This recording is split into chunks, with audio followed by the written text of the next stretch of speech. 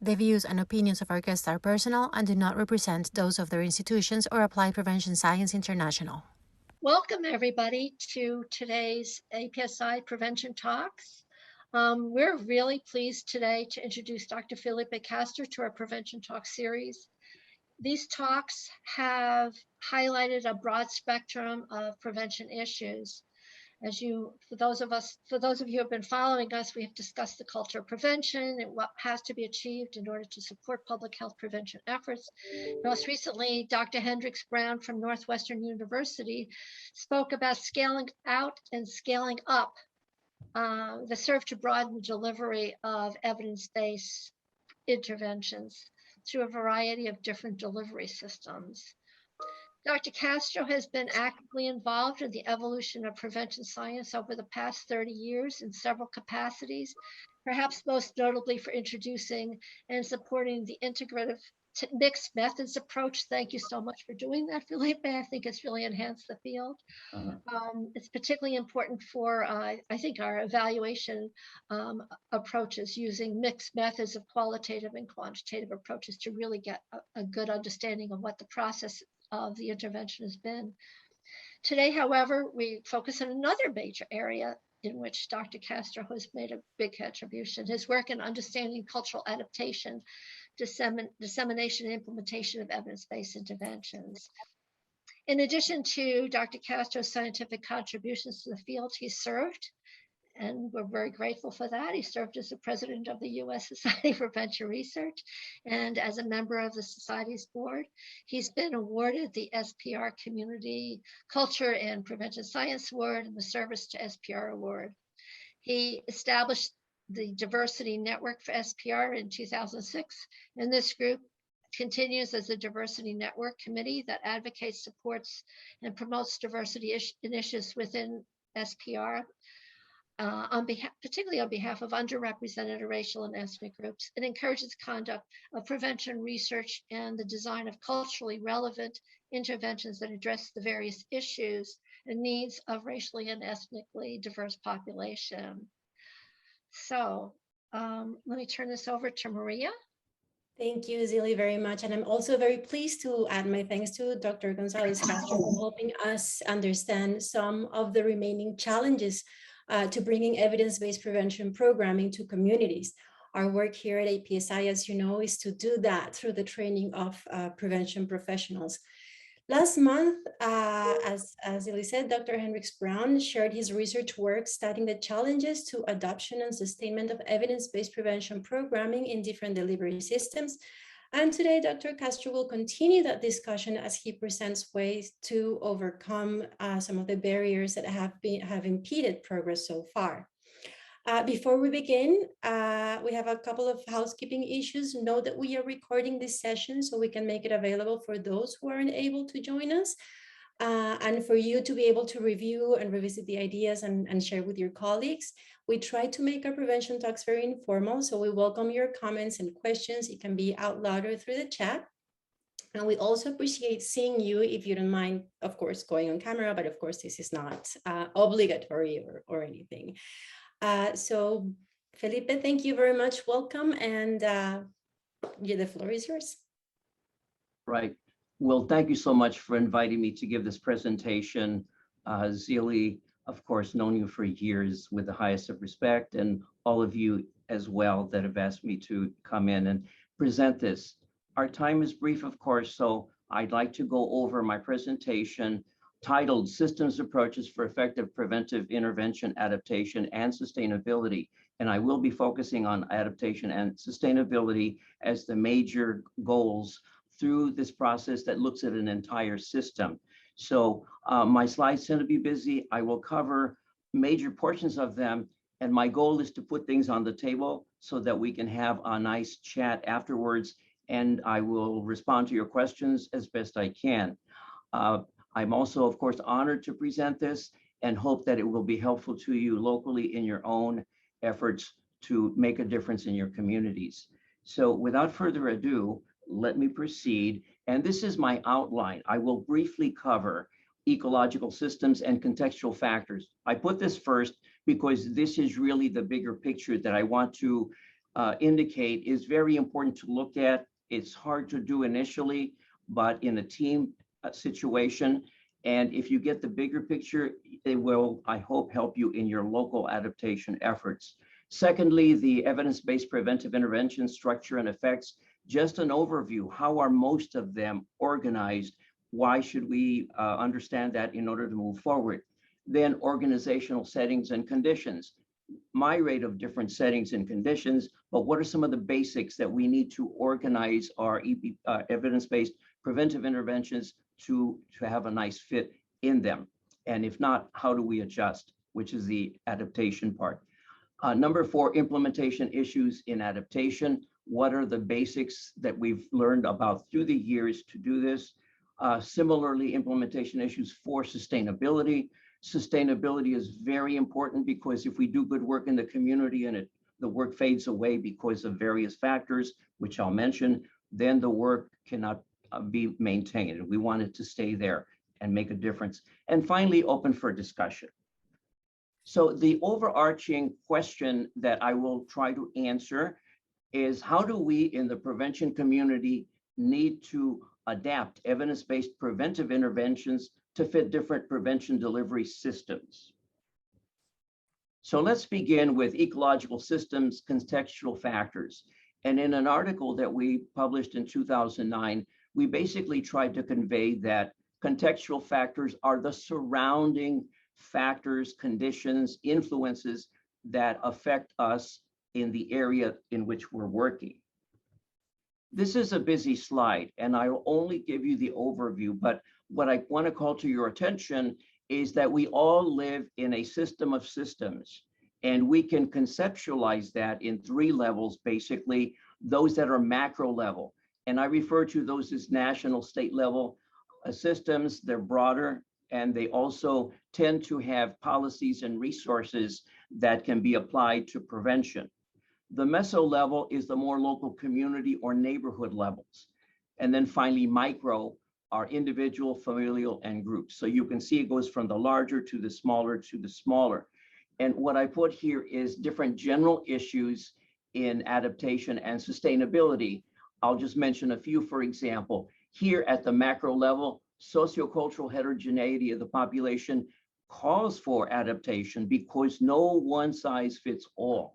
In terms of sustainability, we need legislative, policy, and other resources.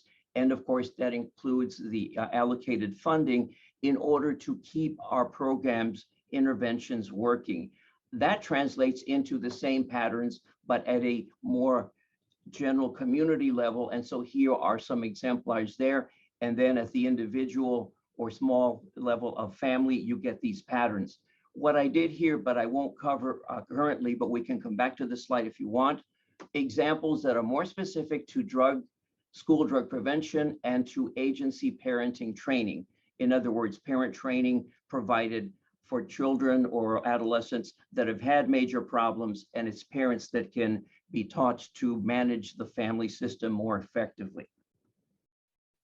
So in summary, we have these 3 levels as mentioned, the macro, the meso, and the micro. What we see from the previous slide is that you've got patterns that replicate from the larger to the medium to the smaller, but you also have within level variation or minor, sometimes major differences. And the interplay between the patterns that replicate and the differences at the local level is important.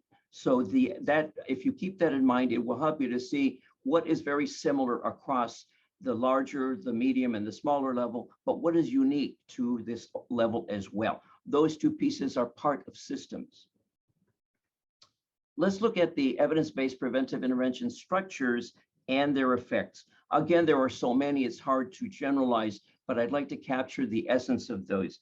And these, as we see them, would be as follows. With that as a prelude, a problem statement. The evidence-based preventive interventions can make a difference, but under certain conditions. One, first of all, it has to be adopted. That is, the group that's interested in it needs to bring it in, not always brought in. And that's one of the challenges of these wonderful tools that are not used as much as they could be for a variety of reasons. B, effectively engages the clients or consumers. And I'll use different terms for those that we work with. They can be seen as clients, participants, consumers, the audience. Next, we have the need to implement effectively and with fidelity, although with a caveat. Fidelity means that there are specific theory-based pieces that were brought in because they're known to make a difference in the outcomes. But we also have to have flexibility in adaptation. And many years ago, there was a big debate about this. After 15 years, perhaps 20 now, the answer to the question, which, fidelity or adaptation, the answer is both. We need both, but you need to know how to work with one and the other in tandem. I won't go into that now, but that is really the resolution to the old fidelity adaptation dilemma. And then finally, sustainability. The intervention makes a difference, but it must be sustained for the big change to occur in a community. So sustainability, of course, is influenced by a few factors.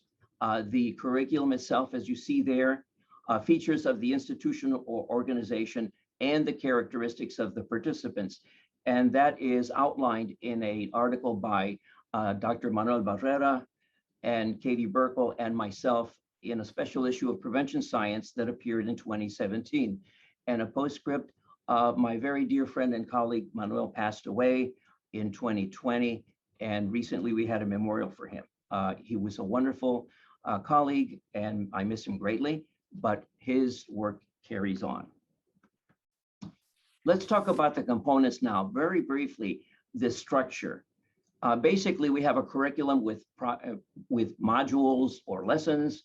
We have delivery channels. It could be in person or out by online, and the personnel, teachers, promotoras, or lay health workers, etc. So that's a standard piece of most evidence-based preventive interventions. But we also have the curriculum or the contents.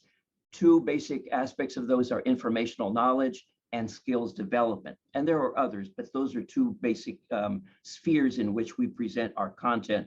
And the targeted outcomes. We want to increase knowledge, although that's necessary but not sufficient. Skills development so that folks can learn how to do it themselves. And then, of course, outcomes, behavior change or physiological and physical change as well. Let's turn to the organization and setting conditions. Organizational structure, a couple of examples. One is the academic, where we have schools, universities, those that have an educational focus, but then we have healthcare systems where we, for example, can present in clinics or elsewhere diabetes prevention, and that's a medical focus. So those have parallel but distinct features. The organizational leadership, as you can see in parallel with those examples, educators and healthcare providers. The major focus of the problems, the first, as I mentioned, could be drug use prevention, which is educational and skills-based. Diabetes prevention in clinics or in those settings can be education, but also focusing on health-related behaviors. Other things that is important is some work we did many years ago, the notion of fit or lack of fit, match or mismatch, as it relates to the problem of concern. And the basic pattern that it can be presented here is that, let's say in the case of drug prevention, excellent fit means that the original evidence-based preventive intervention can be implemented pretty much as is. By contrast, if the fit is only approximate, it's adequate but not very strong, it will require more adaptation. So that fit issue is important in terms of what has to be modified to make it relevant to your local clients or audience. And finally, community resources. There are, as you know, based on socioeconomic status, high resource communities, and they are able to afford and do some of the things that are presented in the evidence-based preventive intervention. By contrast, we have communities with low resources, and it takes a lot more effort to put this into effect in those communities and to do many of the things that we hope can be done based on the curriculum. Part 4, implementation issues in adaptations. What should we look for? And some of you may be well familiar with these issues. Here are some of them. The delivery, of course, personnel is challenged to do two things: to administer or implement the curriculum with fidelity, yet also responsiveness to adaptations. That's a word I didn't add there, but to adaptations. And there's this flexibility and back and forth needed. Immediate circumstances needing to do in vivo adaptations. We've seen that in teachers a lot when situations come up, and I'll mention them. And to establish and maintain client, or in this case, student engagement and attention. These are patterns. It does not make sense, as you can imagine, to keep administering a curriculum to students that are not paying attention. They won't take anything away. So there's a need, as teachers have taught us, to bring them back, to get them re-engaged, and then come back with the lesson for the day. Situations prompting adaptations, just as a summary, response time. By that, I mean, like in a classroom, if the session cannot be presented in full because they have a half a day or a half a session, then there is a need to make adjustments. How do you do that? There can be other constraints as well. The response to client needs. Maybe there's a change in the recipients that has to be taken into account during a particular lesson. And then to enhance client engagement, you need their full attention in order for them to take away the product of the session. So the other very interesting point that many years ago, was not recommended that adaptations occur, especially in the live in vivo state. But what was determined by several studies is that teachers and many others do this more than we thought. And some would say almost all the time. That can actually be very good because they're working with their audience rather than just presenting content and not having it captured by the recipients. These are busy slides, but I want to mention these are some take-home messages and growing principles that we have learned from teachers themselves in a recent study that we did. I'll just mention these briefly. About adherence, implementers must know the fundamental scientific facts involving prevention theory and empirically validated knowledge and present them effectively to clients. And here, effectively, I mean with fidelity to those principles, but also with a sensitivity to their clients or customers and adapt accordingly. Number two, they're about personalizing lessons, make the lesson personal and relevant. Yes, because now it makes sense to the consumers. Another is change to break the impasse. Sometimes the group is not understanding. There's a need to reconnect with them and to clarify what it is that you're trying to present to them. Another is establishing norms, and this was especially important in the issues of adaptation within the middle school system, that there had to be rules about what's okay and not okay to present, given that there can be some very personal issues. For example, if a child is sharing something about problem in their home and talks about their uncle who is an alcoholic, and there's an issue to be sensitive to that, the teacher needs to be engaged to allow sharing, but also to keep some semblance of confidentiality. And those are the norms. But finally, from the other side of the coin, establishing client or student or others' voice. Giving clients a voice validates them and promotes sharing personal views and experiences. It gives life to the session.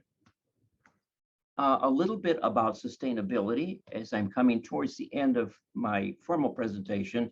Implementation issues for sustainability. Recall that there's a need to maintain the good we do in the community. How can we do that, and what are the challenges?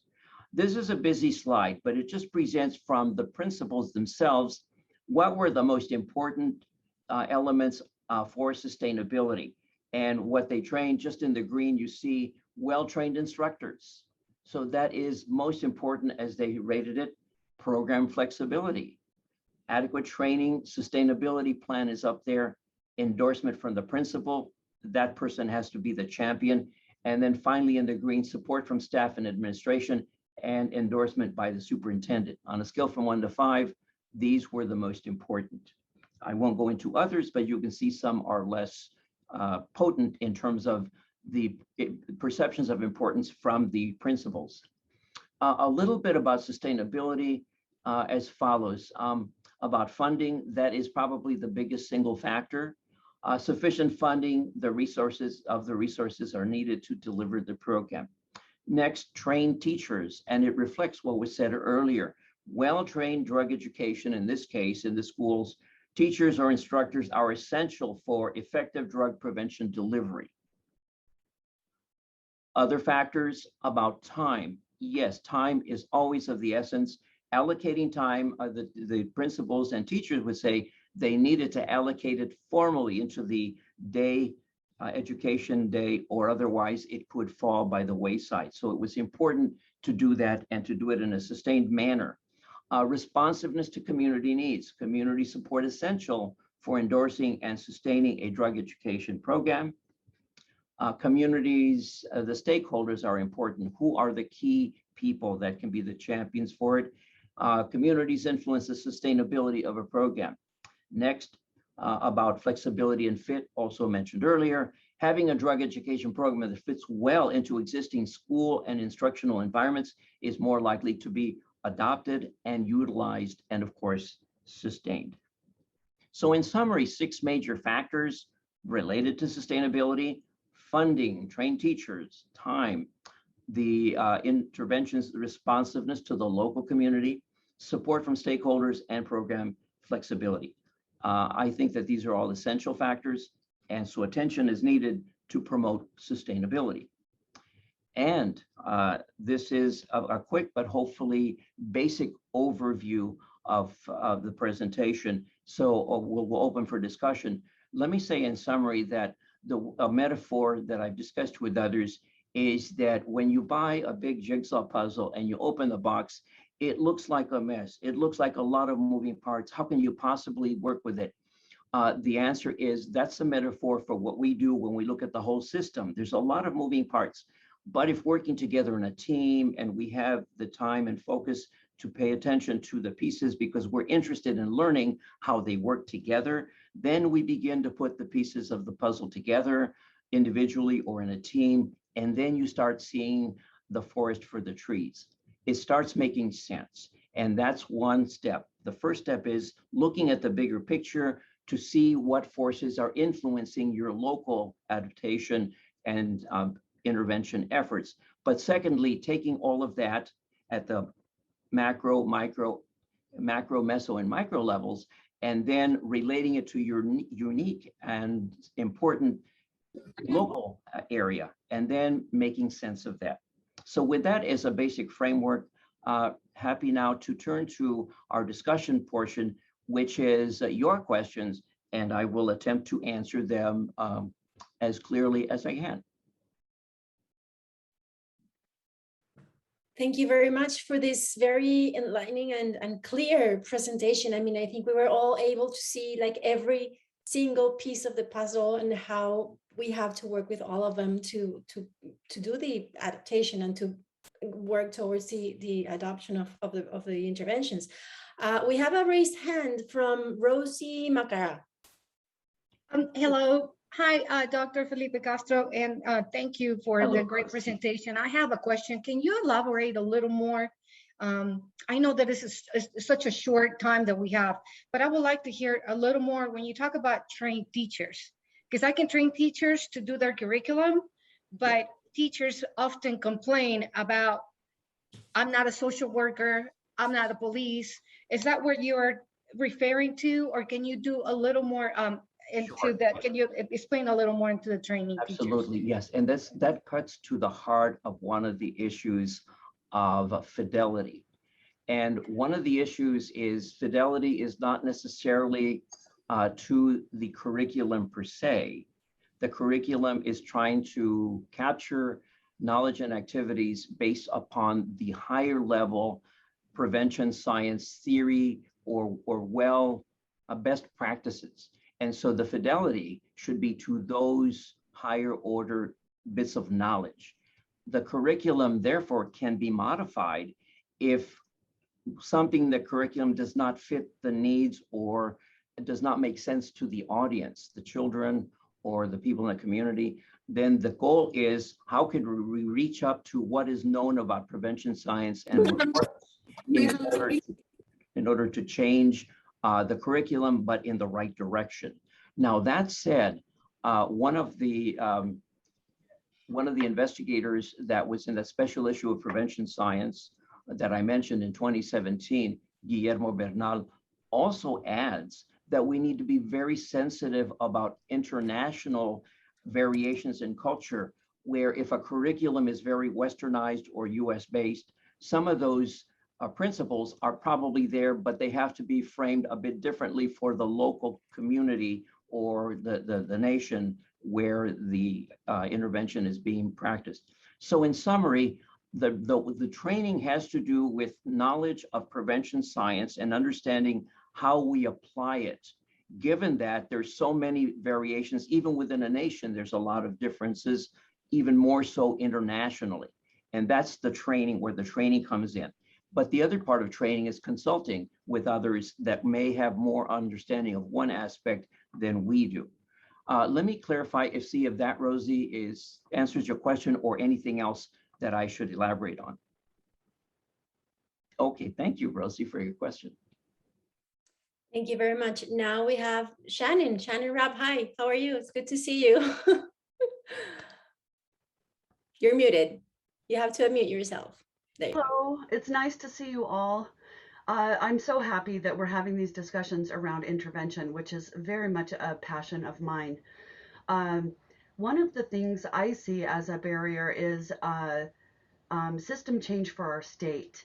And I wondered if you could advise how to get, because let me back up a little bit. We need legislative action to enact change to really impact the biggest change in our schools. And because every district is different and there's a lot of variables, it's really important that it comes from the state that drives this intervention piece. And so I wonder if you have any guidance for us on how we can share prevention science with legislative bodies so that they can understand this glaring need in our communities and how we can bridge that gap. Oh, thank you, Shannon. That's an excellent question. And what we bring to the table as prevention scientists and practitioners, providers, is that we know how and what works and how it works for whom. And we have that detailed information that we can provide to them. That, I think, is important as contents for legislation, policy, and the allocation of funding. Of course, we also need to recognize that there are political imperatives. Some administrations do not give much credit to and are not as interested in issues of prevention. Others would be. And so that's another feature.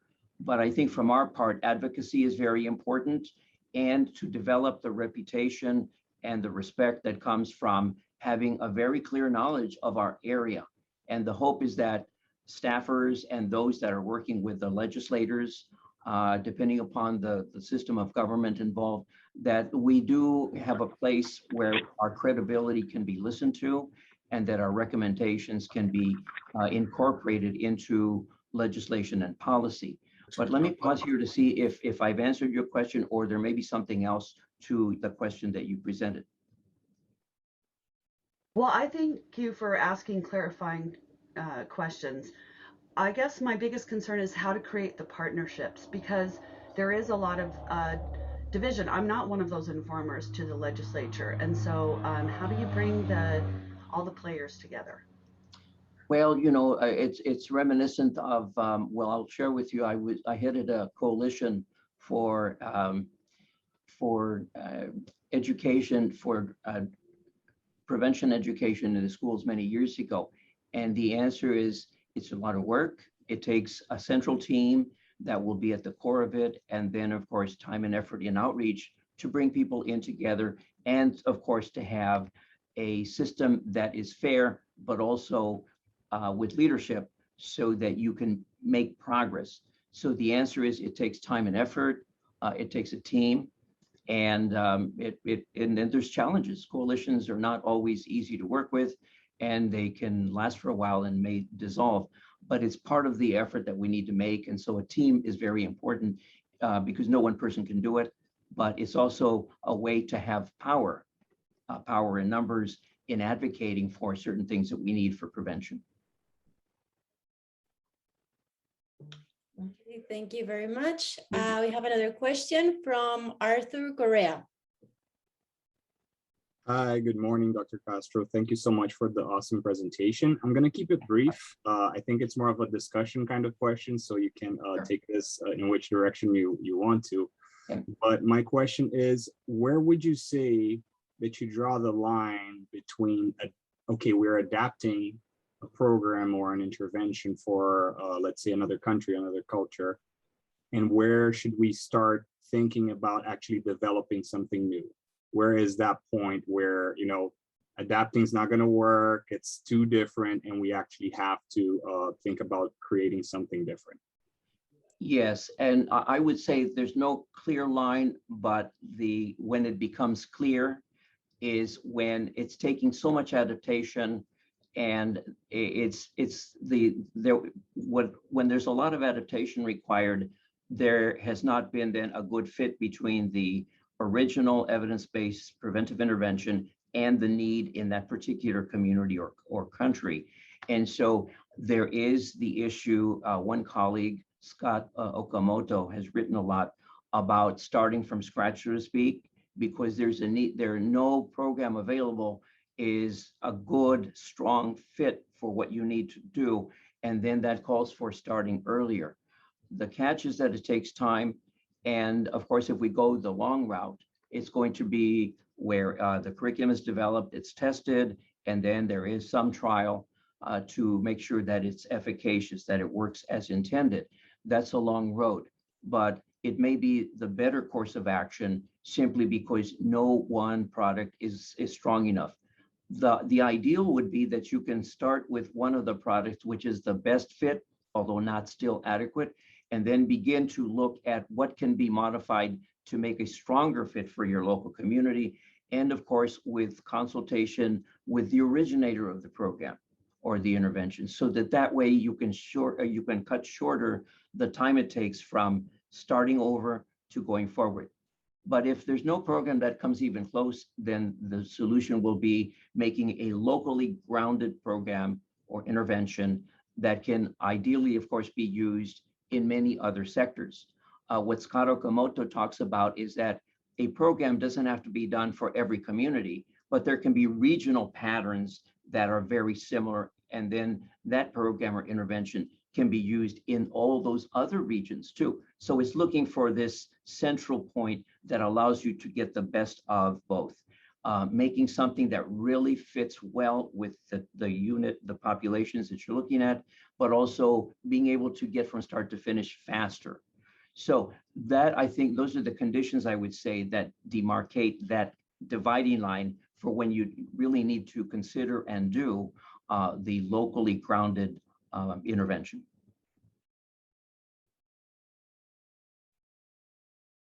I mean, thank you very much. Before we continue with questions, anybody has another question or wants to comment on something? Okay, so we do have also questions for you, and one of those is, why is the evidence-based prevention intervention adaptation important, but it's not sufficient for increasing the adoption and the sustainability of the intervention? Okay. Well, and there are interventions, many that are high in efficacy and effectiveness, so they really do work at the target, making changes in the targets. But we have run into situations where our product has not been taken to market or is not being used by others. And we need to do more local research on why a program would not be adopted, that is taken in. What would be the challenges? And that's the first step, because without someone adopting it and deciding to use it, it doesn't go anywhere. And so one of the issues becomes that the funding is very limited. Some of the points that I mentioned, what can be done to subsidize so that at least on a trial basis, it can be adopted and tried out by a principal or by a clinic. The other is working with them to do some adaptation at the very beginning to say, well, what would it take to make this amenable to your setting? Sometimes people want to shorten it because what we do maybe has 10 sessions and they would like something with 4 or 5. The question is whether that waters it down too much or you limit what the consumer would be getting. On the other hand, there can be a good compromise where maybe part one can be these 5 sessions so that consumers can have the startup, but then recommend that they come back for 5 more for part 2. So there are ways to reconfigure so that they can get the full benefit.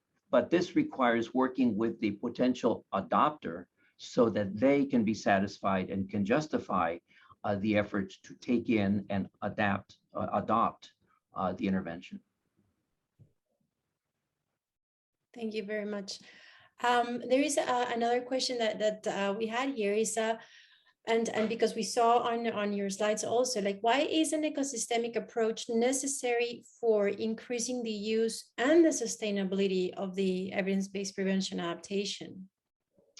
Why is it necessary? And the answer to that would be context is a very important, although often not recognized pattern.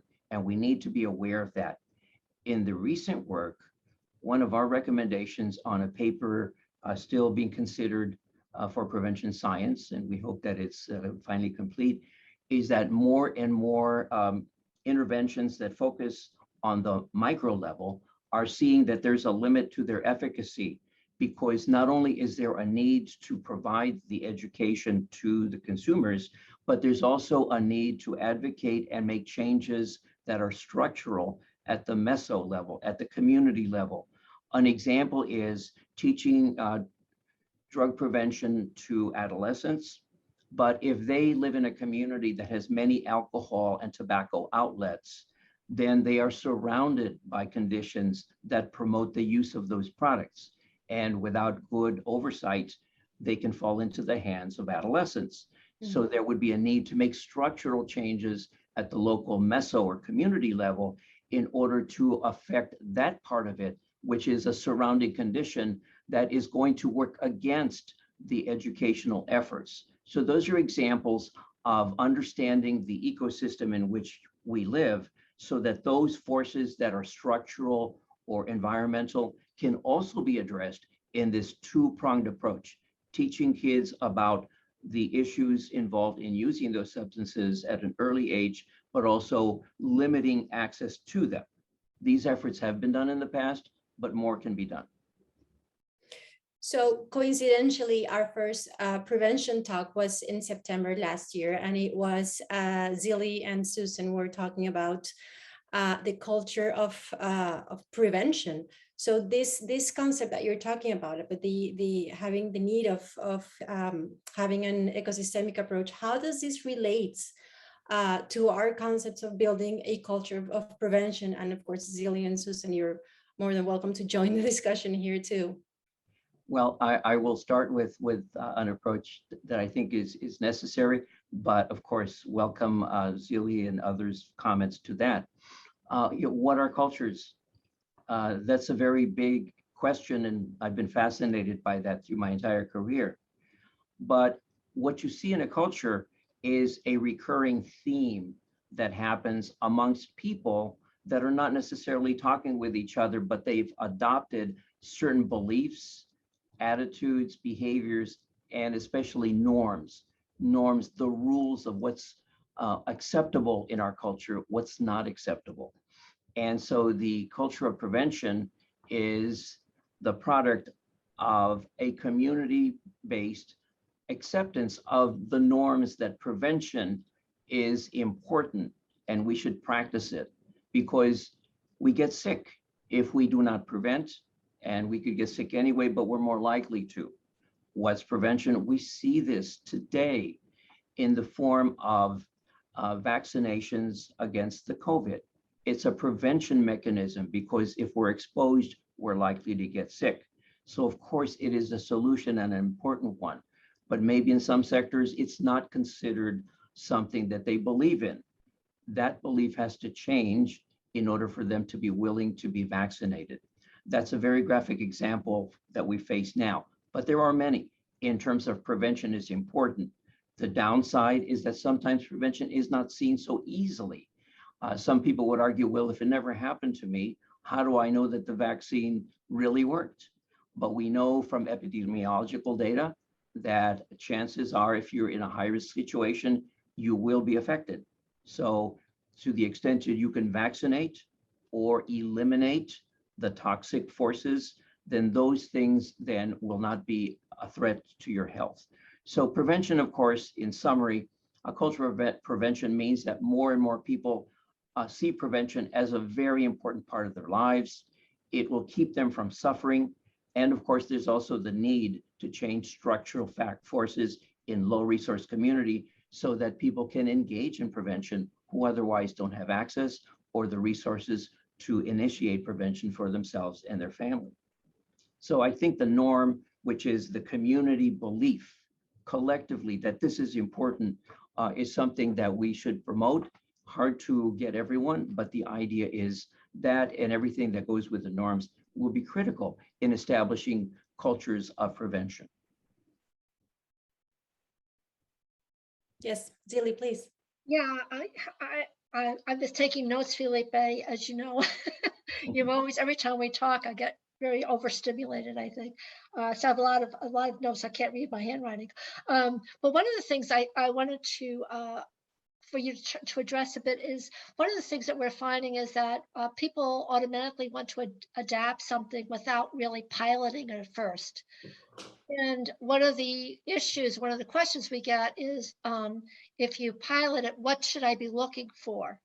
What, you know, as a community coalition, for instance, if you're introducing a school-based intervention and it doesn't seem to resonate, what kinds of things should they be looking for, do you think? In terms of piloting something? Yeah. I think that one of the issues is to think carefully about what are the pieces of the original evidence-based preventive intervention that don't seem to be working, and to take a careful look at what are they and why may they not work, because that will inform the next step, which is, well, what if we replace this activity with another one that changes it in a way that we believe it'll work?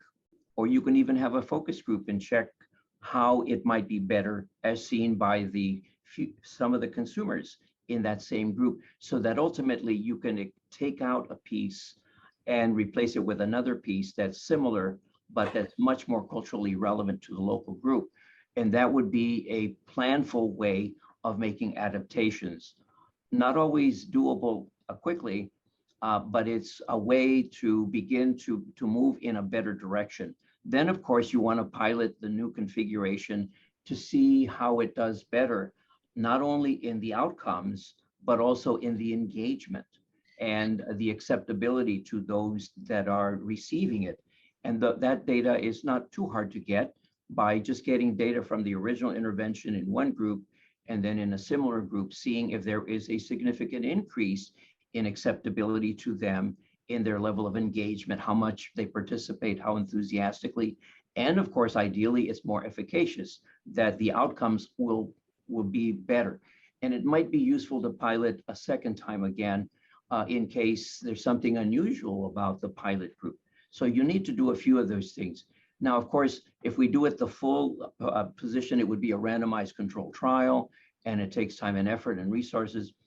Some communities are not able to do that for various reasons, but there are some well-grounded and effective ways to do a pilot anyway that can begin to show that your new intervention, your adapted one, is more relevant culturally and otherwise, more effective, and it engages your audience much more. And if the differences are that strong, and if you try it again and you see the same result, then you can at least have a non-experimental but still convincing set of evidence that it's working better.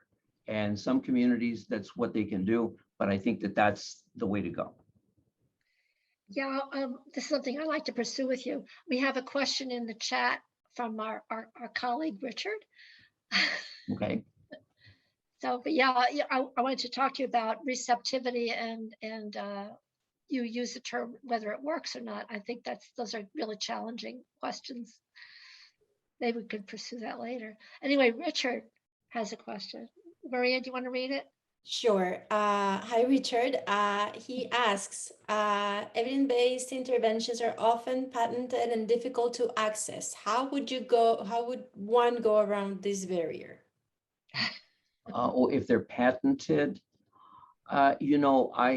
we haven't run into that as much, although of course some are proprietary and we're not supposed to make changes. That's a challenge. I think the first step would be that there's a need to contact the originator, in part because they could be an ally in making adaptations. They may even want to participate in doing them.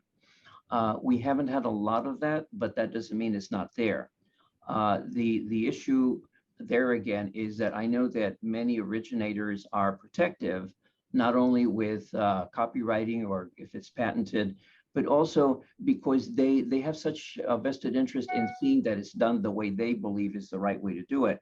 However, when it comes to different cultures, those bets have to be at least partly off because it was never designed for certain groups. So how can we know or believe that it's going to work well with them, especially if we do a trial or a series of one or two occasions where it's presented and it doesn't attract the audience, they don't make changes, and it's not working in terms of reaching the outcomes that it purports to create, in which case there's evidence that some changes need to be made. I think that the originator, many of them would be convinced that for this particular group of people or this culture, it's necessary or their product is not going to be used in that community or that nation. So appealing to them might be, of course, a way to get them involved and you have more momentum in making changes needed. Yeah. Thank you very much. Anybody else has another question? So there's one more question that we have here, and I think this one goes along the lines of what we've been discussing, of course, and Shannon's question is, what can be done to increase the appeal of an evidence-based preventive intervention to increase the likelihood of adoption? Well, there's the old adage, know your audience and know what problem is really bothersome to them. And of course, you would want to see that your intervention is a potential solution to that problem. The one that I know best, of course, is communities that have had opiate problems here in the US. One of the communities, well, several that we worked with recently were at the epicenter of the opioid epidemic, although now it's proliferated throughout the country. And the question is, what does the intervention that we had do for that? Of course, it was organized and originated for middle school children, and so it would be focusing with them. One thing that could be done is to expand it to influence parents, and therefore it would begin to reach those that are the opioid users versus the adolescents that are not typically in that camp, but their parents are. So that would be a way to approach them. And of course, there would be some startup work to see how the parents can be engaged as well. So it would have to be modified to fit the need. But the need was definitely that in those regions of the country, opioid epidemic was, and some areas continues to be very high. So that's an example of having a product that fits the need of people that desperately need the help. And we don't always have that exactly as needed, but that's part of engaging those constituencies so we can work together to modify what we have and provide something that they very much need. Thank you very much. Anybody else have any questions or comments? I might have seen a hand up, but. Oh yeah, sorry, Shannon, I didn't see you, I'm sorry. So it's me again asking a million questions. That is absolutely fine. I found that by saying early intervention, it disturbs people because it is used in so many various contexts. For example, early intervention in childhood development with severe mental illness. I mean, it's just used in so many various contexts. So When I'm saying early intervention, what I'm speaking to is early intervention for substance misuse with youth. And that's just such a mouthful, but that's really what I'm aiming for is, well, I guess would be considered pre-treatment for most kids. Most kids don't need diagnosable substance abuse treatment. I hate substance abuse, that word, substance use treatment. And it's really substance misuse for the majority of youth that start experimenting with substances. So how do I use language effectively to express this as part of this transition? Any guidance there? Well, yeah, I guess obviously when we exchange ideas, we use our own, I hate to use the word jargon, but our own terminology. And maybe that terminology doesn't have the right meaning for certain constituencies. Even, I guess even, well, the notion of treating people that are not sick is a view that some people have, and it's not congruent with prevention. They're at risk. And so we need to intervene early, as you've indicated. But maybe the issue is to deal with ideas rather than terminology as a bridge to connect with them using language that they might understand and not find threatening or confusing. And so if we can work with their terminology, although keeping the idea the same, the hope is that they can find a way to feel more comfortable with that terminology. I'd be curious, with the folks that you were mentioning, Shannon, how could you reframe the notion of early intervention if that doesn't ring well to them? What could be said about the same thing, but using another term, like helping kids that are starting to get sick, but not quite there? Some other terminology that's not so long, but that might ring a bell with them, and they could say, "Yeah, I could support that." Yeah, substance misuse among youth sounds scary. And it is, it's really scary. Yeah. But they're there, and that's the part is that they're there and we don't acknowledge that they're there. And that's the part I can't abide by. So Absolutely, yeah. Well, the other thing too is not to gloss over the problem, and maybe some people would be unwilling to face it. So we do need to recognize that. I think part of it is having a dialogue so that there's a chance to spend a little time to find some common ground. And that could in turn common terminology, but also the common ground is getting them to, I guess, recognize that the problem is there. And of course, if they are not ready to listen, we know from therapy and other related counseling activities that if they're not ready, they won't come around yet. But then the issue is not one person or a small group, but a series of people, some of whom can be the early adopters and come around, and then maybe others will follow. So it's a process, but I agree with you. It's the problem should not be minimized. It's there, and if we can find a process of engagement and bring some over to the prevention side, the hope is that it begins to have a ripple effect with others in the community. thank you. Thank you. We have one last question, and I think we have time for this last question. Johan Kutzer asks, I am currently finding challenges at a moment as I'm currently being trained in a prevention program that I don't find is effective, and the fidelity is not being held to fidelity. It is bringing confusion and frustration. How should I address this with the adapters?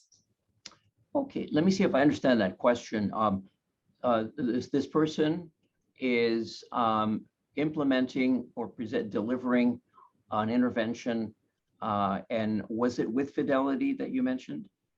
Is being trained in a program that has not been adapted with fidelity, and it's bringing a lot of confusion. Oh, I see. Okay. How can this be addressed with the adapters of the original program?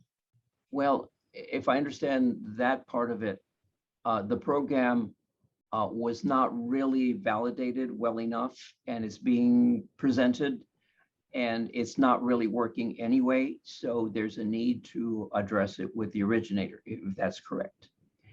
I would say because the program was not tested for efficacy, then it may not be efficacious at all.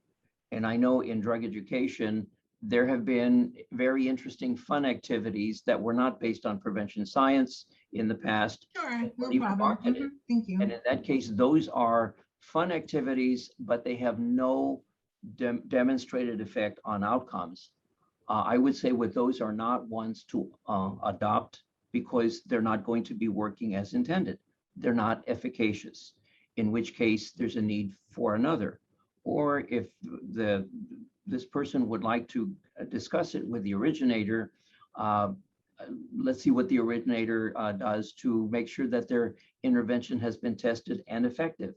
But again, as a consumer responsible for the outcomes, like a principal, if it's not working to do what it says it does, that should not be continued because it doesn't do what it purports to do. So I hope I captured or understand the question, but that's the way, those are some thoughts about that. There can be more follow-up if I didn't quite capture something. I think what I get, thank you very much for that. Yeah, definitely. I mean, it's very difficult to adapt a program that has not been tested originally. But and I wanted to follow up on that just 1 second to see if I get the other part of the question, is that what if there is a program that is not being correctly adapted and a bad adaptation is being delivered? How can you address that with the adapters? Okay. With who made the adaptation? Okay, if they're making those that are making the adaptation.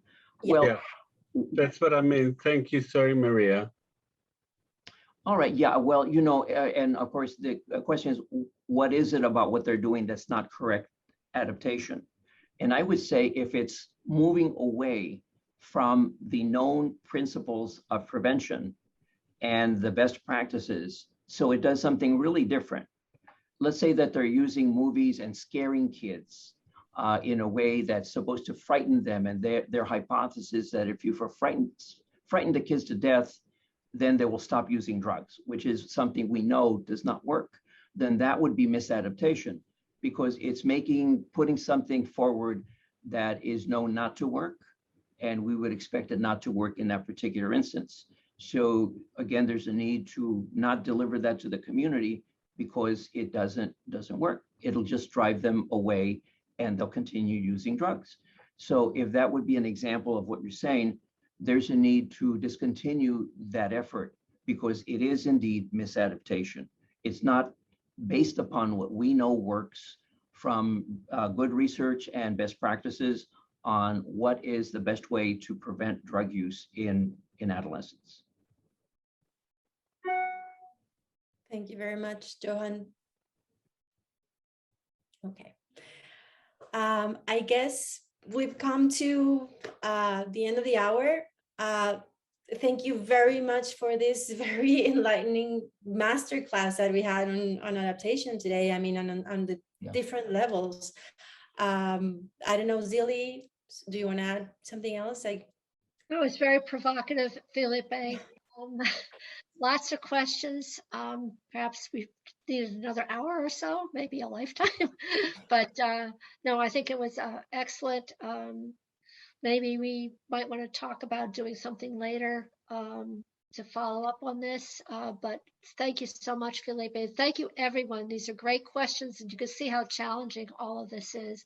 There's also a lot of research. You raise issues. There's not a lot of research to help guide us. That's one of the problems I'm seeing internationally is we really need to have a research agenda that's international in scope, and we also need to get the funding for that because this research, as Felipe said, is expensive, and I don't know where that's going to come from. So very provocative and very useful. Thanks again, Felipe, and thank you, everyone. It is wonderful to see people, or at least their pictures and their names that we haven't seen for a while. Thank you, everyone. Thanks to you. Thank you very much. Thank you very much.